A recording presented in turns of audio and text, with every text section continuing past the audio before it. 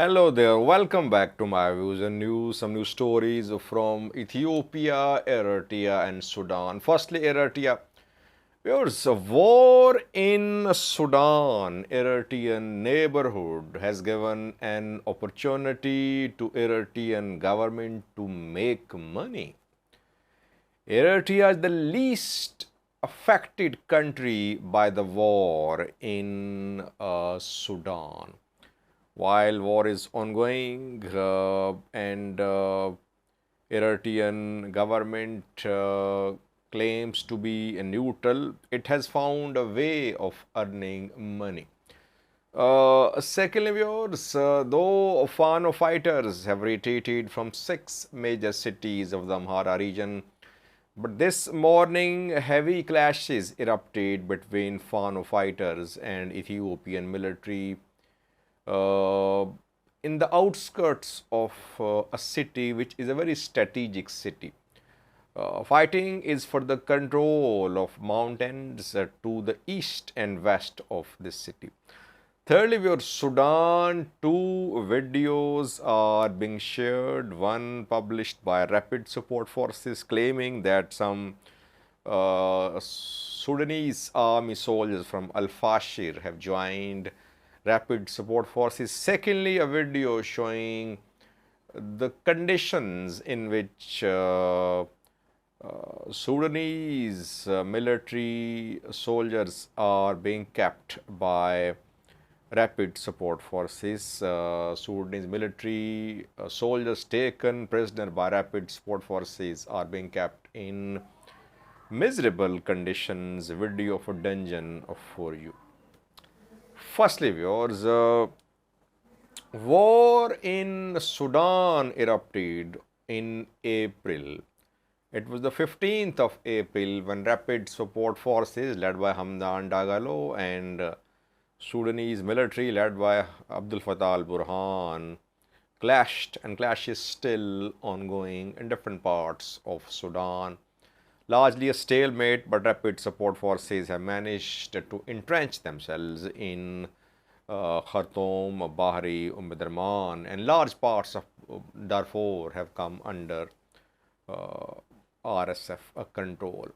Eritrea claims to be neutral. Eritrean official position is that it does not want to be part of escalating the conflict. It wants Sudanese people, Sudanese players to resolve the issue on their own, though regional players can support the resolution. Eritrea is accusing Western powers that Western powers are interfering in Sudan. They are complicating the matter. Eritrea has found a way of earning money through the war in Sudan. Several flights, special flights were launched, still being launched to Sudan by Arab countries, by some other countries to evacuate people for different purposes. And obviously, these flights have to use airspace. Flights from some Arab countries are flying over Eritrea to reach Sudan. Because Eritrean location is very strategic. We have Middle East, Saudi Arabia especially, then the sea, Eritrea, Ethiopia, Sudan. The shortest route, air route for flights from Saudi Arabia would be over Eritrea. Now, Eritrean government is charging the countries which are sending flights, overflights we call them. Flights are basically for Sudan, but they fly over Eritrea. Two types of fees are being charged reportedly. Some countries charge flat rate for one flight, $1,000, $2,000, and some charge per square kilometer. Secondly, there is an air navigation fee as well, which is charged in case of overflights. Eritrea is charging both air navigation fee and per square kilometer charges. How much is Eritrea earning? It's not clear, but people say Eritrea has earned lots of money. Still, flights still ongoing. This war in Sudan is benefiting Eritrean economy. As I said earlier, Eritrea is one of the least affected countries. Though it shares border with Sudan, it offered Sudanese people to take shelter in Eritrea when war broke out. But Sudanese are not entering Eritrea in large numbers. Even Eritreans are not entering Eritrea. Eritrean refugees in Sudan. Some entered, but mostly they preferred to go to Ethiopia. So if Eritrean refugees from Sudan are not returning to their country, how can Sudanese people return? Sudanese people enter Eritrea. But Eritrean government refused to allow aid organizations to establish any camps on its soil. So if Sudanese people enter Eritrean soil, who would support them? Eritrean government? Very unlikely. That is why no Sudanese are entering Eritrea, or you can say no large-scale influx of refugees from Sudan into Eritrea. Other countries are receiving refugees. Around 60,000 have entered Ethiopia so far. More than 100,000 entered Chad, Egypt, South Sudan. All these countries have received more than 1,000 each, 100,000 each. But Eritrea least affected because of the type of governance which is in Eritrea. People are scared. They don't want to enter Eritrea. But interestingly, Eritrea has got this opportunity to earn through the war in Sudan. Secondly, viewers, Amhara region of Ethiopia, where Fano fighters have retreated from 6 main cities. But can we say that conflict is over? Let's hope, let's pray conflict is over. But conflict will only be over if there is a desire to end the conflict through dialogue. Like Tigray war came to an end, talks were held. One side made concessions, other side too. So they decided to bury the hatchet. Talks were held, international community played a role, and conflict ended largely. At least guns have been silenced. Same should happen in Amhara. Retreat does not mean end to war. If Fano fighters have retreated, it does not mean that war is ending. What is needed is dialogue between Fano and Ethiopian government.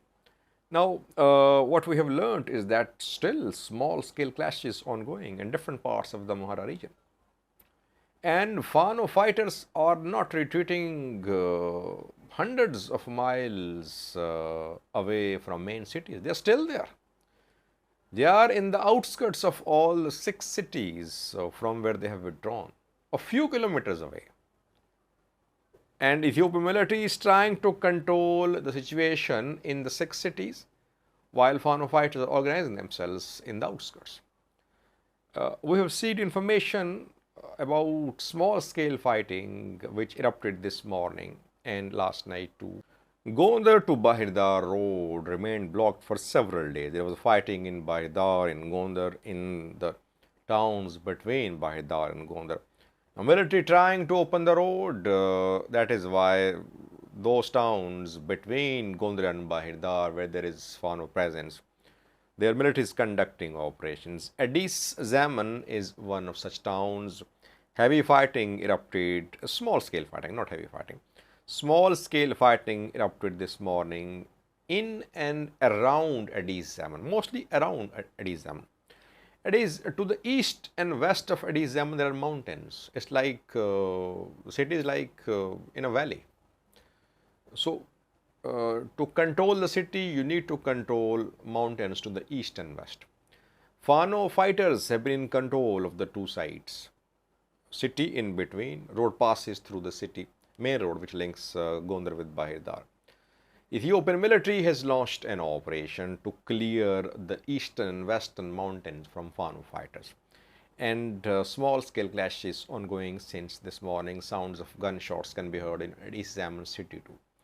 Addis Zemen city under Ethiopian government control, under Ethiopian military control. Road is under military control too. Roads inside Addis Zemen open, but clash is still ongoing to the east and west of Addis Zemen in mountains. That is what is the situation in most parts of the Amhara region. Curfew in 6 cities. In other parts of the Amhara region, small-scale clashes ongoing. We'll update you in coming videos about clashes in some other parts of the Amhara region too. Again, I would say peace will only come through dialogue, through talks, not through military advance or retreat. Fano fighters have retreated. It does not mean they're finished. No, they're not finished. I am not backing anyone, but I am sharing with you my assessment of the situation. My assessment is that Fano is not finished. Fano can only be finished if there is dialogue, if there is negotiation. Talks should be held. Government should make a meaningful effort to talk to Fano fighters.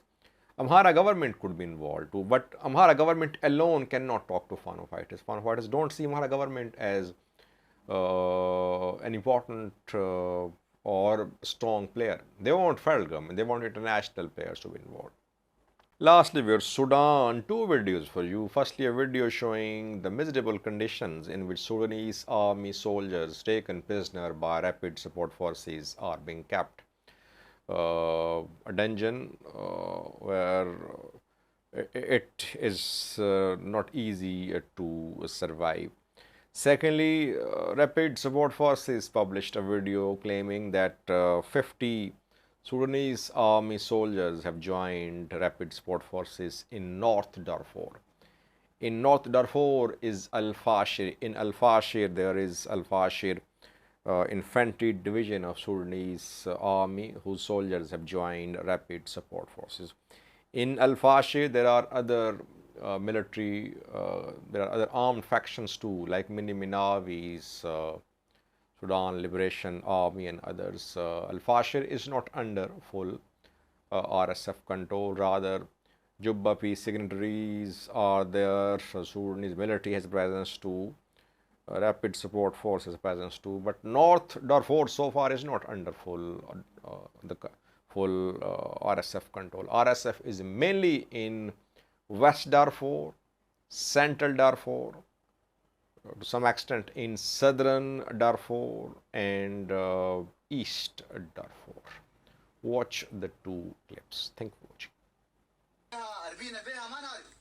مسامعين وناس معادلين مفترض زي الناس الان لو بلده مسكوا ناس نزيكا في الدهب مسكوهم بيحصل كيف تعذيب دك شفتوا في النت انتوا ما تقولوا حول العار الكلام من ده لو بنفسك كيف تعامل ناسك ممكن عادي يهينك ممكن يهينك طوال يهينك عشان تاني ما يجوك وهنا ده يجوك ولسه نحن الحمد لله ربنا سبحانه وتعالى واقف معنا كيف حسيتوا كم نفر 40 نفر عارفين فيكم زول عنده تواصل مع زول ولا ما عارفين